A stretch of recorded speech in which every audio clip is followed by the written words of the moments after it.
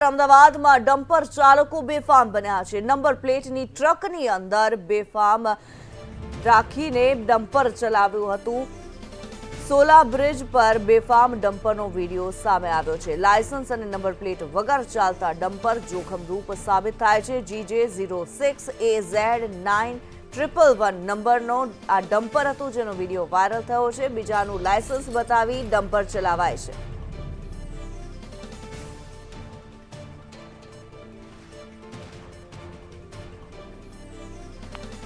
ત્યારે આ મામલે જિગ્નેશ પટેલ અમારી સાથે લાઈવ જોડાયેલા છે। જિગ્નેશ, જે પ્રમાણે અમદાવાદમાં બેફામ ચાલતા ડમ્પરે જે આતંક મચાવ્યો છે, આ પ્રમાણે નંબર પ્લેટ વગરના ડમ્પર ચાલતા જોવા મળી રહ્યા છે રોડ રસ્તાઓ પર, શું માહિતી?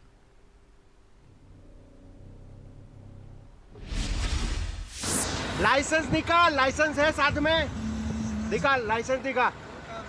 अरे तारे गाड़ी लाइसेंस वगैरह नहीं चलावे ये, आज नंबर प्लेट नहीं। લાયસન્સ છે, નંબર પ્લેટ છે। હા તો બતાય ને નંબર પ્લેટ લગાડેલી કેમ નથી? હા તો નથી લગાડવી ને ઓકે।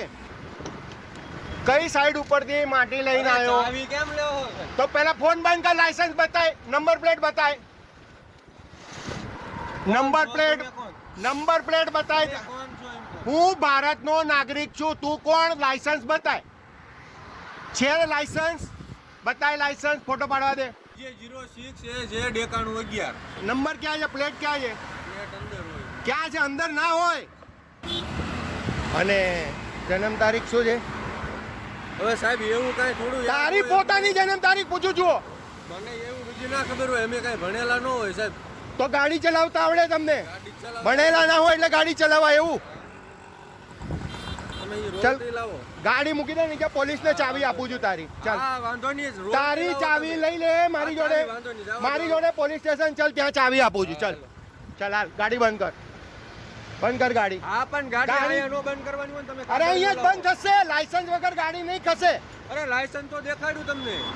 તારું નથી એ લાયસન્સ, અને નંબર પ્લેટ નથી, ગાડી જ નહીં હલે।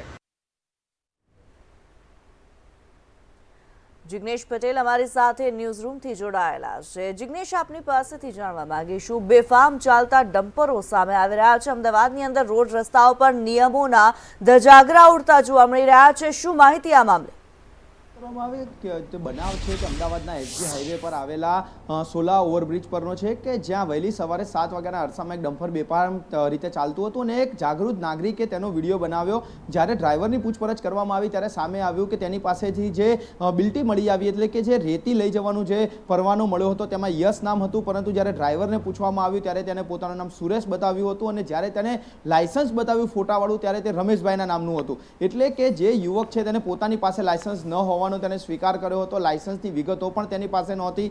જ્યારે તેની પાસે ગાડીની નંબર પ્લેટ માંગવામાં આવી, જે ડમ્પરની નંબર પ્લેટ માંગવામાં આવી, ત્યારે તે નંબર પ્લેટ તે પોતાની ડ્રાઇવિંગ સીટ પાસે લઈને ફરતો હતો। ટ્રકમાં આગળ પાછળ કે કોઈ પણ જગ્યાએ નંબર પ્લેટનો ઉલ્લેખ સુદ્ધા કરવામાં નથી આવ્યો। ત્યારે સવાલ એ છે કે અમદાવાદ જેવા એસજી હાઈવે ઉપર જ્યારે હજારો વાહનોની મૂવમેન્ટ રહેતી હોય, ત્યાં બેફામ રીતે ટ્રક ચલાવવું, તેની પાસે લાયસન્સ ન હોવું, તેની ગાડીમાં ક્યાં નંબર પ્લેટ ન હોવી, અને જ્યારે અકસ્માત થાય ત્યારબાદ સમગ્ર જે ટ્રાફિક વિભાગ છે તે સફાળું જાગી ઉઠતું હોય છે, અને પછી આવા ડમ્પર ચાલકોની શોધખોળ હાથ ધરતી હોય છે। પરંતુ નંબર પ્લેટ વિના, લાયસન્સ વિના વાહનો ફરે છે શા માટે, તે સૌથી મોટો પ્રશ્ન છે। અને જ્યારે નંબર પ્લેટ વિના વાહન ફરી રહ્યું છે તે અમદાવાદના અડધા સિટી સુધી આવી ગયું છે। વૈષ્ણોદેવીથી તેને પ્રવેશ કર્યો, અમદાવાદના સોલા બ્રિજ સુધી આવ્યો, ત્યાં સુધી શા માટે કોઈ ટ્રાફિક પોલીસે તેને ન રોક્યો, તે સૌથી મોટો પ્રશ્ન છે। બીજી તરફ જોવા જઈએ તો ટ્રાફિક પોલીસ અમદાવાદના એસજી હાઈવે ઉપર સ્પીડ ગન સાથે ઉભેલી જોવા મળતી હોય છે, કે જ્યારે ઓવર સ્પીડમાં ગાડીઓ જતી હોય તો તેને ઈ ચલણ આપવામાં આવે, તેને મેમા આપવામાં આવે, તેના માટે અલગથી સીસીટીવી પણ લગાવવામાં આવે છે। તેમ છતાં આવા વાહન ચાલકો કેમ તેમની નજરે નથી ચડતા, તે સૌથી મોટો પ્રશ્ન છે।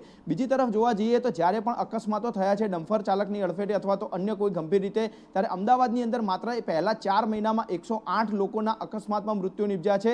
સાથે જ તથ્યકાંડ કહી લો કે પછી અન્ય અકસ્માતના ગંભીર બનાવો, જ્યારે મોટા બનાવો બન્યા છે ત્યારબાદ જ ટ્રાફિક પોલીસે કડક કાર્યવાહી કરતી, માત્ર દાખલારૂપ કાર્યવાહી કરતી જોવા મળતી હોય છે, પરંતુ ત્યારબાદ અને તે પહેલા ફરી વખત સ્થિતિ જે તેવી થઈ જતી હોય છે। એટલે કે પોલીસ માત્ર દેખાડારૂપ કાર્યવાહી કરતી હોય તે સ્પષ્ટ થાય છે। ત્યારે આ વિડીયો સામે આવ્યા બાદ હવે અમદાવાદના રસ્તા ઉપર ચાલતા જે ડમ્પર ચાલકો છે અથવા તો મોટા વાહનો છે અથવા તો ગેરરીતિ કરનારા તમામ વાહનો વિરુદ્ધ ટ્રાફિક પોલીસ શું પગલાં લે છે તે જોવું મહત્વનું છે। જી, ધન્યવાદ જિગ્નેશ આ માહિતી માટે।